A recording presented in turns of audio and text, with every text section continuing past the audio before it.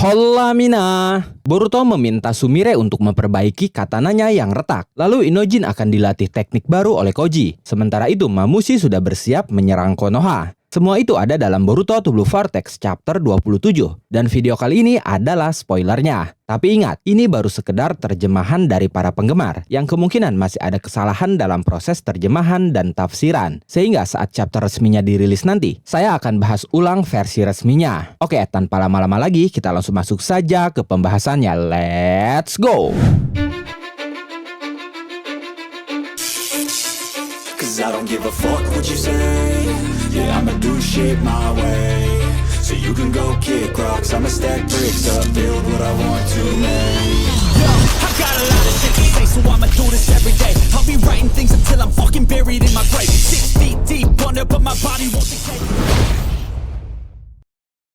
Boruto To Blue Vortex chapter 27 menampilkan Inojin dalam sampul halamannya. Chapter ini berjudul dengan mempertaruhkan nyawa. Seperti biasa di halaman awal ada sebuah catatan samping editor yang kali ini berbunyi. Setelah kekebalan mereka terhadap pesona itu terungkap, Sarada dan Sumire terkejut. Bagaimana mereka akan menghadapi serangan mendadak Daimon? Chapter ini diawali dari akhir chapter sebelumnya, di mana Daimon masih mencekik Sarada dan Sumire. Tapi ternyata tidak lama dari itu, Daimon melepaskan cekikan itu yang membuat Sarada dan Sumire terkejut. Daimon terlihat sedikit kecewa, tapi tiba-tiba dia tersenyum sambil berkata, "Sekarang kalian mengerti kan? Aku bisa menyingkirkan kalian sesuka hati, bahkan sebelum kalian menyadari kalian sudah mati." Sarada berkata, "Kau tidak akan membunuh kami?" Lalu Eida berkata, "Dilihat dari manapun, itu tidak wajar. Bagaimana bisa kalian yang bukan seorang Otsutsuki tidak terpengaruh oleh pesonaku? Apakah itu karena hati kalian sudah dicuri oleh Boruto yang merupakan seorang Otsutsuki? Tidak, bukan itu saja masalahnya. Ada banyak gadis di desa yang berdebar-debar hatinya karena Boruto dan Kawaki. Jika satu-satunya alasan kalian bisa menghindari efek Zeno karena itu, maka aneh juga kalau tidak ada gadis lain yang sama. Meski begitu, kalian berdua tetap tidak terpengaruh. Hanya ada satu alasan yang bisa kupikirkan untuk saat ini. Akulah yang mengecualikan kalian berdua. Tentu saja aku tidak melakukannya dengan sadar. Itu artinya hal itulah yang benar-benar aku harapkan dari lubuk hatiku. Dan Zeno mewujudkannya." Sumire bertanya kenapa. Eida menjawab dengan berkata, "Sarada-chan, waktu itu kau mengatakannya kan,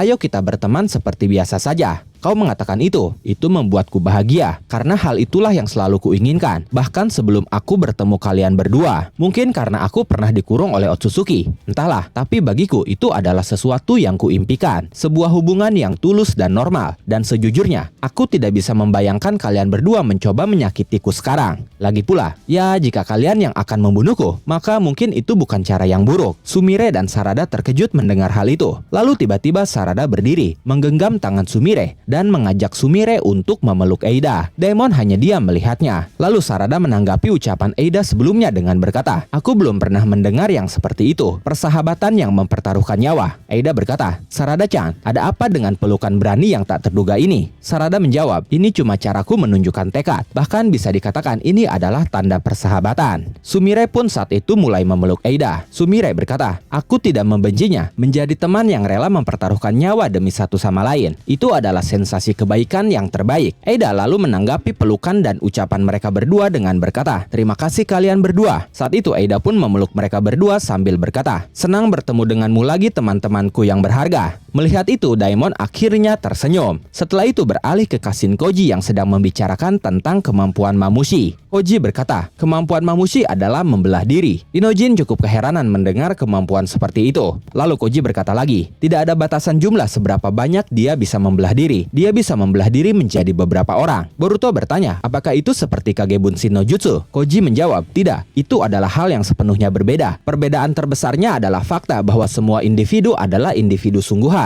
Terlebih lagi, cakranya tidak terbagi. Tidak ada penurunan dalam kekuatan ataupun kekuatan fisiknya." Shikamaru yang saat itu masih terhubung dengan mereka berkata, "Jadi maksudmu dia tetap sama kuat walaupun jumlahnya bertambah? Kau tidak sedang bercanda kan?" Koji berkata lagi, "Tapi dia punya kelemahan. Semakin dia menambah jumlahnya, semakin menurun kecerdasannya, dan itu tajam sekali. Selain itu, ambang rasa sakitnya pun berkurang, dan gerakannya pun menjadi lebih sederhana. Itulah celah yang harus kita manfaatkan." Shikamaru berkata, "Dengan kata lain, kau mengatakan bahwa solusi optimalnya adalah membiarkannya membelah diri hingga dia mulai bertingkah seperti orang bodoh, dan kemudian membasmi semua tubuh tubuhnya sekaligus. Koji berkata, tepat sekali. Ada satu hal penting lagi yang harus dicatat. Pastikan untuk menghancurkan kedua matanya. Tubuh dia yang kehilangan kedua matanya tidak akan bisa membelah diri lagi. Inojin bertanya, matanya? Lalu Koji berkata lagi, tapi berhati-hatilah dengan mengurangi jumlahnya, karena penurunan kecerdasannya akan pulih lagi. Shikamaru berkata, aku mengerti. Jadi kalau kita sisakan beberapa individu, kita akan kesulitan bertarung melawan mereka. Tapi kalau kita biarkan dia membelah diri terlalu banyak, maka kita tidak akan bisa mengendalikan situasi. Koji berkata, targetkan saja sekitar 20 hingga 30 individu. Dia akan menjadi lebih mudah untuk ditangani. Ini akan seperti saat kau melawan binatang. Lalu kau akan mengumpulkan mereka semua dan mengurus kawanan itu dengan satu serangan. Lalu Shikamaru bertanya, ini cuma teori. Tapi bagaimana kalau dia meninggalkan salah satu tubuhnya di markasnya? Sekalipun kita mengalahkan semua tubuhnya yang lain di desa, bukankah itu berarti kita gagal membasminya kan? Inojin menanggapinya dengan berkata, kau benar. Lalu Koji menjawabnya dengan berkata, tidak perlu khawatir tentang itu. Bagian-bagian tubuhnya yang terpisah memiliki sifat yang menyebabkan mereka untuk berkerumun. Bahkan jika dia membuat rencana ke depan dan meninggalkan satu tubuhnya dalam keadaan siaga, tubuhnya yang itu secara naluriah akan mengurumuni tempat di mana sebagian besar mereka berkumpul. Apalagi kalau dia sudah menjadi bodoh. Lalu Inojin di sini sedikit bingung dengan situasinya. Dia pun bertanya, meskipun begitu, kenapa harus bertarung di Konoha? Kalau kita tahu dia akan muncul di sana, bukankah seharusnya kita setidaknya mencoba mencegatnya? Koji menjawabnya, alasan utama dalam pemilihan Konoha sebagai medan pertempuran adalah untuk mencegah intervensi Jura. Tujuan Jura adalah Boruto dan Himawari. Jika mereka bergerak, Jura akan bergerak juga. Tapi jika lokasi pertarungannya di Konoha, Jura tidak akan muncul. Inojin bertanya kenapa. Lalu Shikamaru mencoba menjelaskan itu kepada Inojin dengan berkata, entah kenapa, sepertinya Konoha disukai oleh musuh. Dia sering mengunjungi toko buku dan toko permen. Dia terkadang terlihat di sana. Inojin terkejut mendengarnya. Lalu saat itu kita melihat Jura sedang duduk di sebuah toko sambil memakan kue dango dan juga meminum teh. Inojin berkata, apa kau serius? Shikamaru berkata, tim sensor melaporkannya untuk berjaga-jaga, tapi yang bisa kita lakukan hanyalah membiarkannya. Aku pun sudah memerintahkan kepolisian untuk mundur juga. Koji berkata, Jura menganggap pertempuran di Konoha tidak dapat diterima. Mamushi juga memahami hal itu. Lebih baik tidak memancing kemarahan pemimpin mereka. Dia akan berhati-hati supaya tidak menyebabkan kehancuran yang tidak diinginkan di desa. Boruto berkata, apakah bahkan jika dia menjadi bodoh? Koji berkata, itu adalah naluri. Tidak peduli seberapa turun kecerdasannya, ketakutannya pada Jura tidak akan pernah menghilang. Begitu pula tujuannya untuk melahap Eida. Itulah kenapa pilihan paling ideal adalah menantang Mamushi dalam pertarungan individu di Konoha. Saat itu Inojin akhirnya memahami situasinya. Lalu Koji berkata kepada Inojin, dan Inojin, aku ingin kau menguasai satu jutsu baru. Inojin terkejut mendengarnya. Koji berkata lagi, tidaklah berlebihan jika dikatakan bahwa jutsu ini akan menjadi kunci dalam pertarungan melawan Mamushi. Ini adalah jutsu baru yang cocok dengan Shintenshi no Jutsu. Itulah kenapa aku membawamu ke sini. Inojin berkata, sebuah jutsu baru? Koji berkata lagi, Mamushi akan tiba di desa sekitar 1 minggu dari sekarang. Ada peluang juga dia bahkan akan datang lebih awal. Bagaimanapun, waktunya tidak banyak. Paling lambat, aku perlu kau menyempurnakan jutsu ini dalam 2 hari. Inojin semakin terkejut mendengarnya. Dia berkata, tunggu dulu, 2 hari katamu? Meskipun aku tidak tahu apapun tentang itu. Koji berkata lagi, kau seharusnya bisa melakukannya. Lagi pula, matamu adalah alasan kenapa jutsu ini diciptakan untuk mengalahkan musuh Himawari.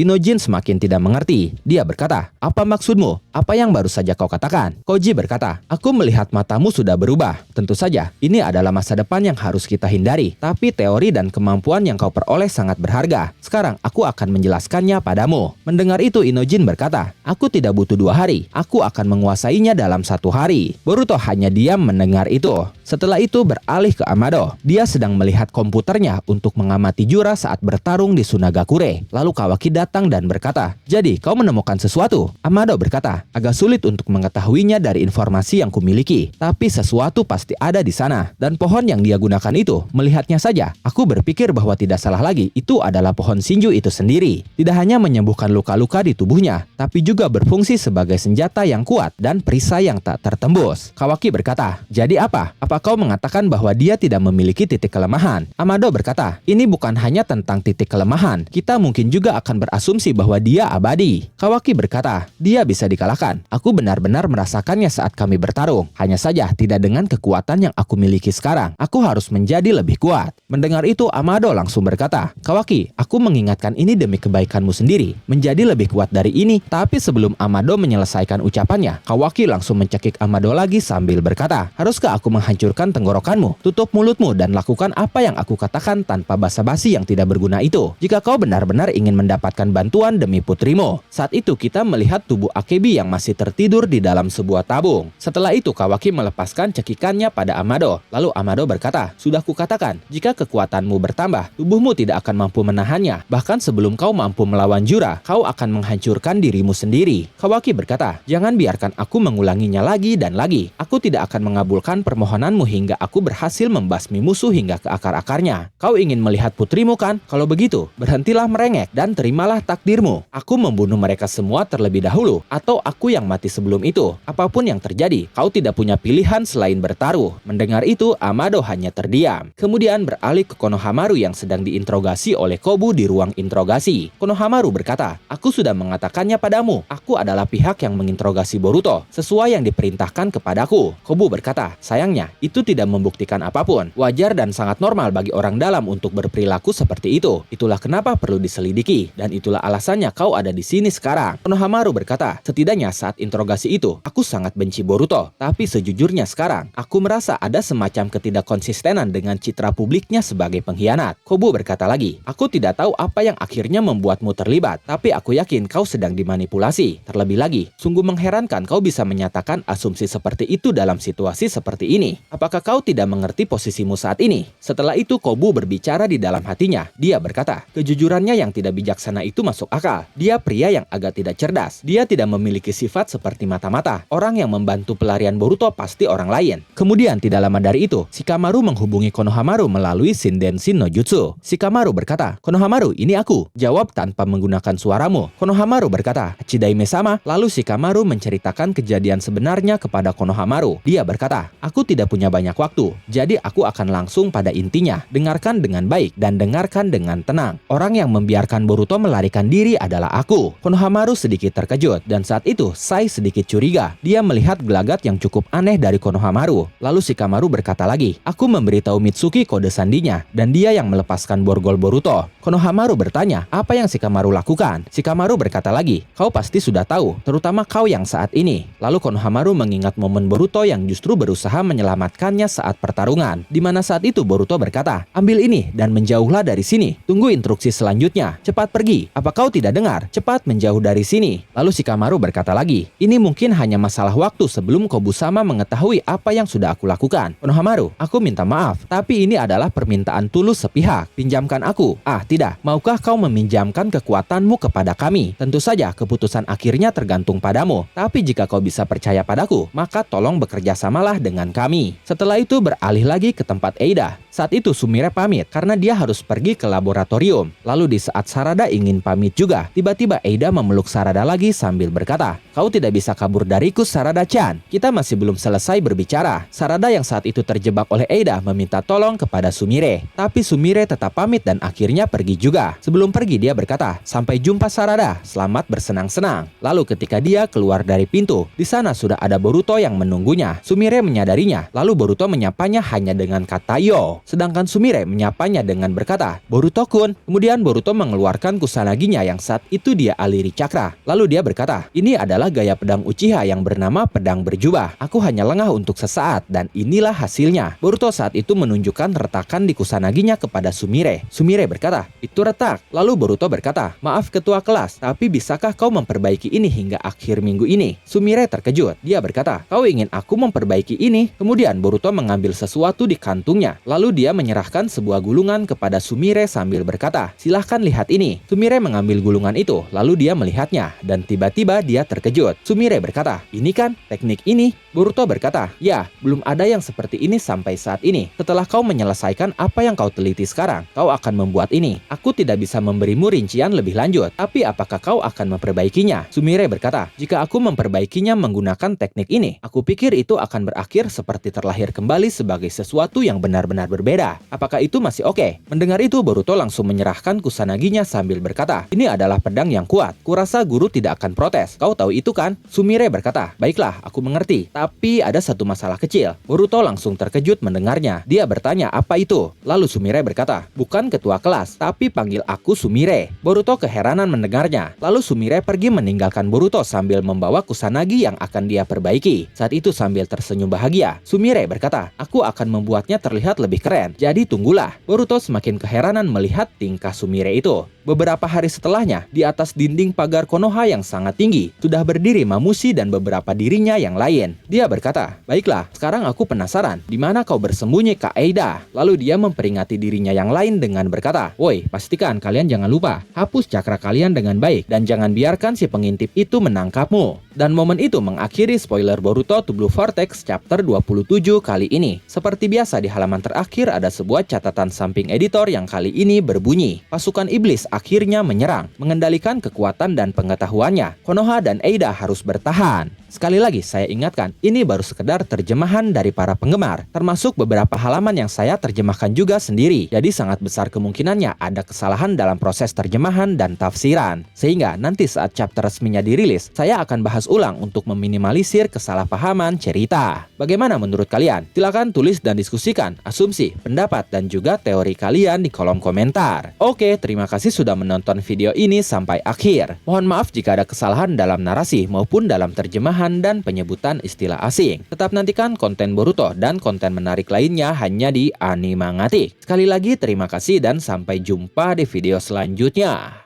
アニマンガティックバイブスを感じて案じてアニメの魔法一緒に乗ろう